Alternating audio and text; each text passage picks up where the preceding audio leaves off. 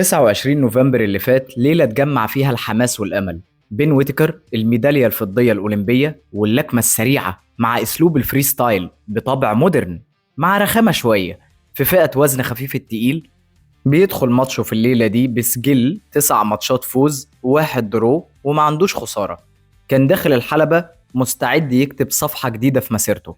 قابل في الماتش ده المنافس بن جافازي وهو خصم ألماني سجله 19 ماتش فوز و13 منهم بالضربة القاضية، وكان عنده واحد خسارة بس قبل الماتش ده.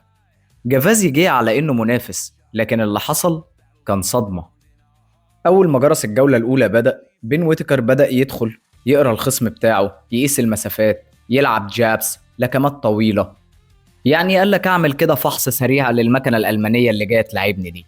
وفي نص الجولة هجوم بالضربات المفتوحة على الراس، بيبدأ يضرب الضربات المتتالية ويقيس بالجاب ويضرب الأوفر هاند بتيجي على دماغه يقع على الأرض.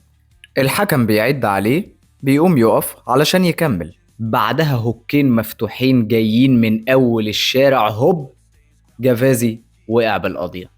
أنا حاسس إن بين ويتكر وقتها كان عمال يقول يا ابني قوم يا ابني خلينا نكمل جولتين ولا حاجة، حق التعب والتمرين اللي اتمرنته قبل الماتش ده. بس في نفس الوقت برضه كان مبسوط أكيد لأن اتحط في السجل بتاعه قضية في أول جولة. نتيجة الماتش ده إن بين ويتكر بيفوز بلقب ال WBC Silver Light Heavyweight Title، وبكده بيتحول سجله ل10 ماتشات فوز 7 منهم بالضربة القاضية، 0 هزيمة وواحد درو. ودلوقتي نختم حكايتنا بسؤال مهم. تفتكروا بين ويتكر بأسلوب الفري ستايل والحركات اللي على الحلبة هيبقى نسيم الجديد، ولا نسيم حميد مش هيجي زيه حد تاني؟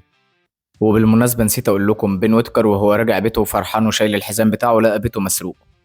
فيعني لو حد عاوز يساعد ممكن نعمل صندوق سعد ويتكر، الراجل تبع الكوميونتي برضه بطل شوفه بيشاور بصباعه بيقول حسبي الله ونعم الوكيل في كل واحد سرق حاجة من البيت. فيا جماعة الناس لبعضيها، أنا حبيت أعرفكم ونشوف هنعمل إيه مع الراجل الطيب ده. شكرا.